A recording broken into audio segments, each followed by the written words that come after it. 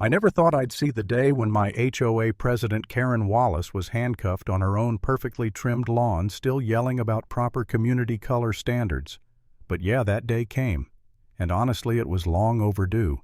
Because this woman once fined me $300 for having a mailbox 4 inches too tall. That's how it started. But it ended with the hospital, the police chief, and half the town watching karma unfold in high definition. I'm Nancy, a nurse. I work 12-hour night shifts at Maplewood General Hospital. I deal with blood panic exhaustion, real emergencies, not HOA drama. So when I bought my little house in the Maplewood community, I thought I was finally stepping into peace and quiet. You know, morning coffee on the porch, maybe a lazy Sunday with no alarms. But Maplewood had its own brand of chaos, an HOA ruled by Karen, the self-proclaimed queen of the cul-de-sac. The first time she came for me, it was barely past sunrise. I had just gotten home from a brutal shift, still in scrubs, half asleep. She strutted up my driveway with a clipboard like she was on a military inspection. Her sunglasses were so big I couldn't even see her eyes, but her voice, sharp and self-righteous, cut right through my fatigue. "Excuse me, do you realize your mailbox is 4 inches above regulation height?" she barked. I blinked, genuinely confused. "Ma'am, I just got off work saving someone's heart. I can fix it later, I promise." She gasped like I'd just insulted the Constitution. "Rules don't take naps, Nancy. You signed the agreement." And that's when I realized this woman didn't run an HOA, she ran a dictatorship made of lawn codes and passive-aggressive emails. A few days later, I got a letter taped to my front door, $300 fine for non-compliant mailbox height. I sighed, paid it, told myself it wasn't worth the fight. But life has a wicked sense of humor. A week later, I got called into work early. "We've got a patient," my charge nurse said, Karen Wallace. I swear my jaw dropped. When I walked into the room there, she was same sunglasses on the nightstand, same smug expression. She looked at me and sneered. "Oh, it's you, the mailbox lady." I smiled politely. "And you're the fine lady. How are we feeling today?" She crossed her arms like she owned the hospital. "I don't want this nurse touching me. If she can't measure a mailbox, how can she measure my blood pressure?" The entire team froze. One nurse whispered, "Is she serious?" Karen demanded to see the hospital's neighborhood compliance officer. I had to bite my lip to keep from laughing. "Ma'am, I said this is a hospital, not a cul-de-sac." That's when she pulled out her phone and started recording. "I'm being mistreated," she shouted. "I'll be reporting this to the HOA." It would have been funny if it hadn't been so real.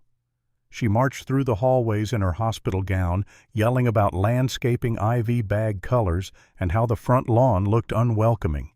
She even threatened to fine the hospital for unsightly medical waste bins visible from the parking lot. Security had to step in. By then, every nurse, every patient, everyone had witnessed her full meltdown. Still, I stayed professional, though inside I was boiling. You don't get to humiliate people just because you crave control. The next morning, the hospital's legal department filed a report. Harassment. Disorderly conduct. It was sent straight to the police, specifically to Chief Daniels, our local police chief, and Karen's neighbor. Daniels had dealt with Karen before. He'd gotten more HOA complaints from her than traffic reports: wrong driveway color, suspicious-looking dog, illegal shade of beige. The man had been waiting for something like this. But even then, I felt drained. I'd been screamed at, fined, and now dragged into a full-blown HOA scandal. For a moment, I questioned myself. Was I overreacting? Maybe I should have just stayed quiet, let it pass. There's this moment where you feel so tired you start thinking the bully might be right. But then I remembered something Karen had screamed at me the same week I cared for her sick mother. I'd held that woman's hand through a long night, watched her cry, comforted her. And this was her daughter. No. Enough was enough. So I printed every incident report, every message she'd ever sent. I gathered footage from my doorbell camera, Karen sneaking into yards with a ruler, yelling at delivery drivers, threatening to confiscate Halloween decorations. I turned everything over to Chief Daniels. Meanwhile, Karen was busy making herself famous. She posted the entire hospital meltdown on Facebook Live with the caption, "Like and share if you care about community standards." Thousands watched it. The comments were brutal. Is this lady auditing the ER? She just tried to fine a nurse for wearing Crocs. She's gone full HOA villain mode. By the time Daniel saw the footage, Karen wasn't just a nuisance, she was a public spectacle. He opened the file, saw her face, and muttered, "Finally." The next day, Karen sat in her picture-perfect living room sipping tea, flipping through the HOA rulebook like it was scripture. Then came the knock. She opened the door expecting Amazon. Instead, it was Chief Daniels standing there with a half smile. "Morning, Karen," he said. "Got a minute to talk about a hospital incident?" She waved him off. "Oh, that was a misunderstanding. The nurse was unprofessional. I was defending community standards." He raised an eyebrow. "You tried to fine a hospital for bad landscaping." Karen huffed. "And I would do it again. Those hedges looked awful." Daniels sighed. "Karen, the hospital filed harassment charges. And we've got footage." She laughed. "Footage? That's defamation." "It's from your phone," he said flatly. "You went live on Facebook." Her smile froze. "That video was supposed to be private." He smirked. "You shouted like and share. That's not how privacy works." But it got worse. Nancy the nurseme had submitted evidence of months of harassment. Daniels combined the reports. What began as HOA pettiness was now a criminal investigation. Karen, of course, panicked. She called an emergency HOA meeting, screaming in the group chat, "Neighbors, we must stand together against false accusations." One neighbor replied, "Karen, did you really chase the paramedics last week?" "They parked too close to the hydrant," she typed. "You put a boot on the ambulance tire," someone else said. "Rules are rules," she replied. By then, screenshots of her meltdown were everywhere. Memes flooded the internet, Karen yelling HOA regulations while nurses sprinted behind her. The HOA board couldn't protect her anymore. But instead of backing down, she doubled down. She printed fake HOA citations for the police department. Yes, she literally mailed laminated violation notices accusing the precinct of crooked parking lines. When Daniels opened that envelope, he nearly spilled his coffee. "She really did it," he said. "A gold sticker and everything." That was the breaking point. The local news picked it up.